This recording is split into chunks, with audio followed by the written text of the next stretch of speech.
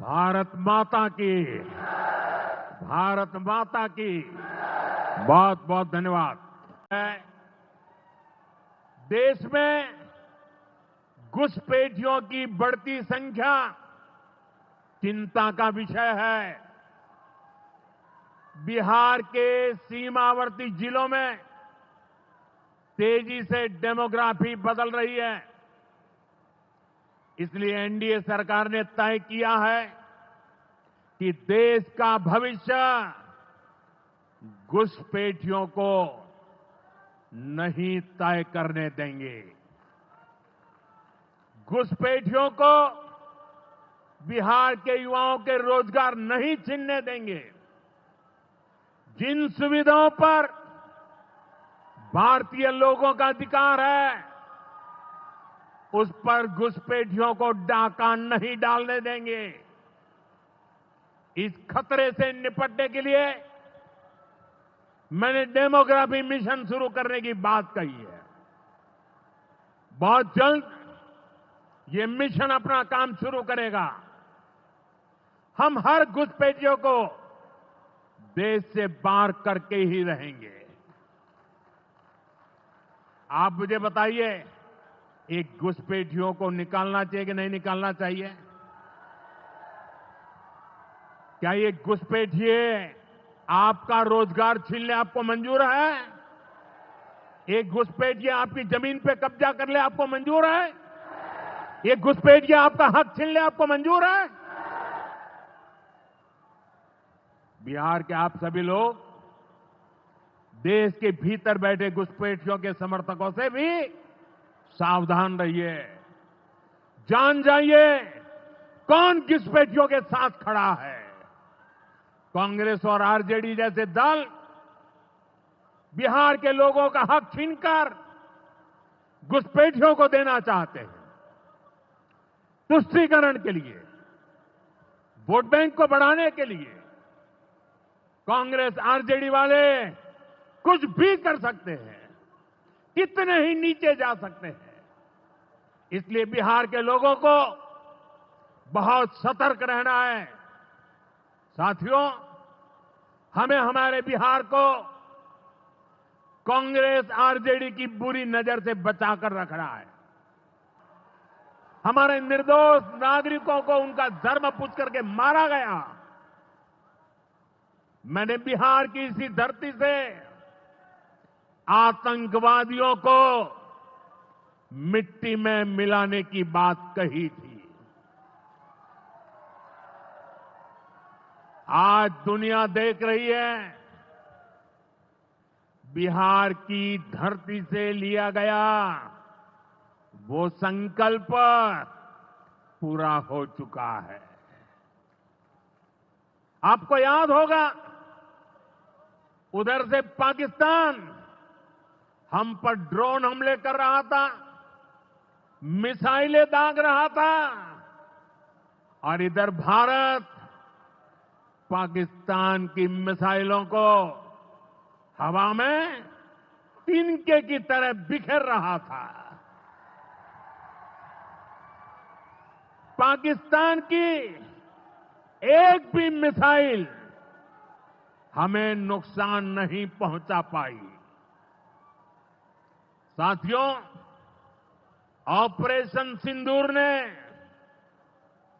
भारत की रक्षा नीति की नई लकीर खींच दी है। अब भारत में आतंकवादी भेजकर हमले करा के कोई बच नहीं सकेगा। आतंकवादी चाहे पाताल में क्यों न छिप जाए, भारत की मिसाइलें उन्हें दफन करके रहेगी।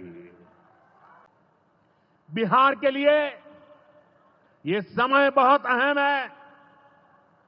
बिहार के युवाओं के सपने पूरे हो, बिहार के लोगों की आकांक्षाओं को नई उड़ान मिले, इसके लिए केंद्र सरकार और नीतीश जी के साथ हम कंधे से कंधा मिलाकर बिहार के कल्याण के लिए काम कर रहे हैं।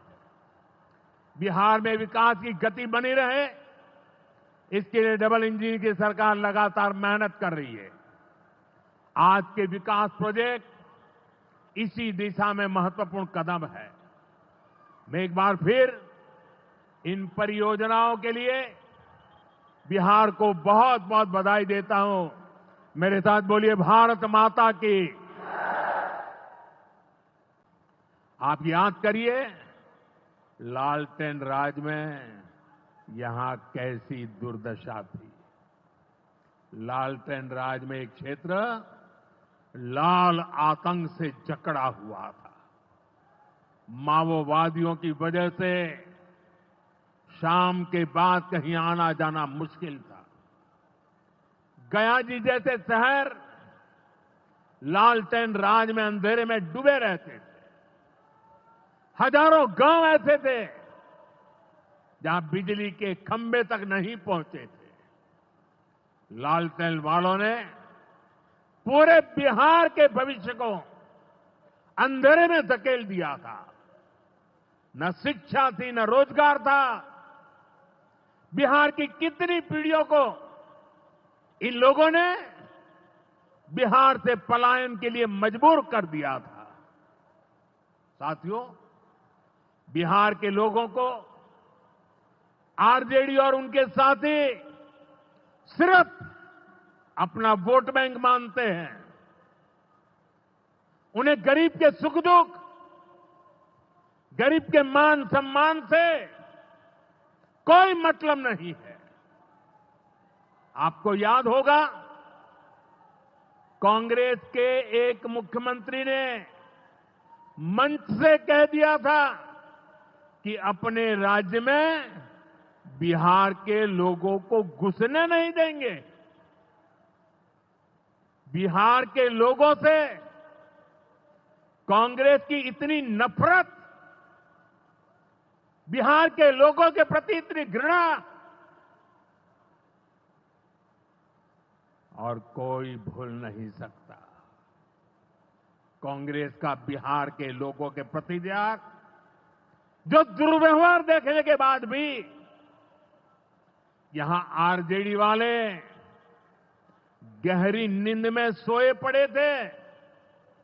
भाइयों बहनों, बिहार की एनडीए सरकार कांग्रेस और इंडी गठबंधन वालों के इस नफरती अभियान का जवाब दे रही है। बिहार के बेटे बेटी को यहीं पर रोजगार मिले, सम्मान की जिंदगी मिले, मां बाप की वो देखभाल कर सके, इसी सोच के साथ हम काम कर रहे हैं। अब बिहार में बड़े बड़े प्रोजेक्ट बन रहे हैं।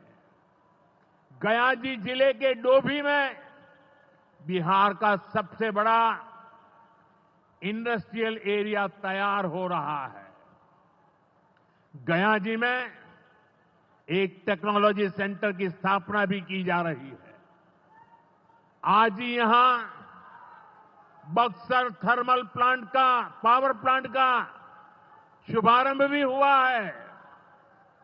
कुछ ही महीने पहले मैंने औरंगाबाद में भी Navinagar super thermal power project की आधारशिला रखी थी।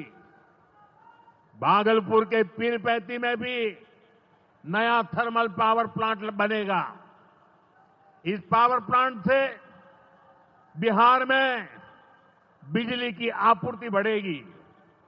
और आप सब जानते हैं, जब बिजली उत्पादन बढ़ता है तो क्या होता है? घरों में बिजली की सप्लाई बढ़ती है और उद्योग। हाल ही में बिहार के बेगूसराय में एक जनसभा को संबोधित करते हुए प्रधानमंत्री ने देश के कई मुद्दों पर बात की। उन्होंने घुसपैठियों, आतंकवाद, सरकारी योजनाओं और भ्रष्टाचार पर अपने विचार रखे। प्रधानमंत्री ने देश में बढ़ रही घुसपैठियों की संख्या और बिहार के सीमावर्ती जिलों में हो रहे जनसांख्यिक बदलावों पर चिंता व्यक्त की। उन्होंने स्पष्ट किया कि एनडीए सरकार यह सुनिश्चित करेगी कि घुसपैठियों न तो देश का भविष्य तय कर सकते और न ही बिहार के लोगों से उनके अधिकार और नौकरियां छीन सके। आतंकवाद और विकास पर भी बात की। आतंकवाद को लेकर प्रधानमंत्री जी का रुख बहुत कड़ा रहा। उन्होंने अपने पहले बयान को दोहराया कि आतंकवादियों को मिट्टी में मिला दिया जाएगा।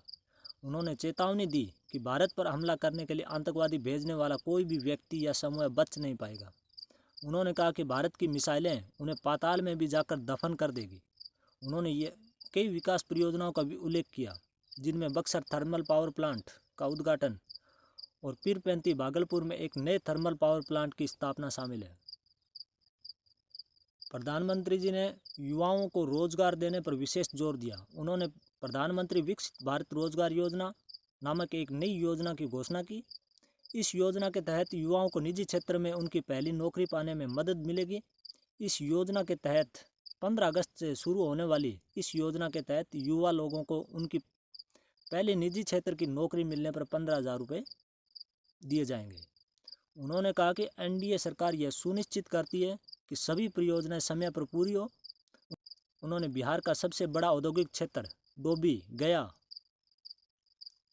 में एक प्रौद्योगिक केंद्र की स्थापना और बिहार के युवाओं को स्थायी नौकरियां प्रदान करने के लिए नीतीश कुमार द्वारा एक बड़े अभियान को उजागर किया। भ्रष्टाचार और कानून पर बात करते हुए प्रधानमंत्री जी ने कहा कि पिछली सरकारों के विपरीत वर्तमान एनडीए सरकार पर भ्रष्टाचार का कोई दाग नहीं है। उन्होंने भ्रष्टाचार के खिलाफ एक नया कानून लाने की बात कही। इस प्रस्तावित कानून के अनुसार प्रधानमंत्री जी, मुख्यमंत्री और मंत्रियों को गिरफ्तारी के 31वें दिन के भीतर जमानत लेनी होगी, अन्यथा उन्हें 31वें दिन अपना पद छोड़ना होगा। उन्होंने आरोप लगाया कि कांग्रेस, राजद और वाम दल इस कानून का विरोध कर रहे हैं।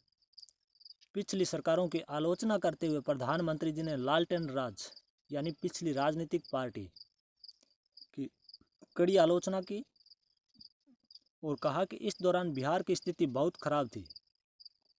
उन्होंने कहा कि यह क्षेत्र माओवादी हिंसा से ग्रस्त था, जिससे अंधेरा होने के बाद यात्रा करना मुश्किल हो गया था। उन्होंने आरोप लगाया कि राजद और उसके सहयोगी बिहार के लोगों को केवल वोट बैंक के रूप में देखते हैं और उन्होंने कभी भी सार्वजनिक धन का महत्व नहीं समझा।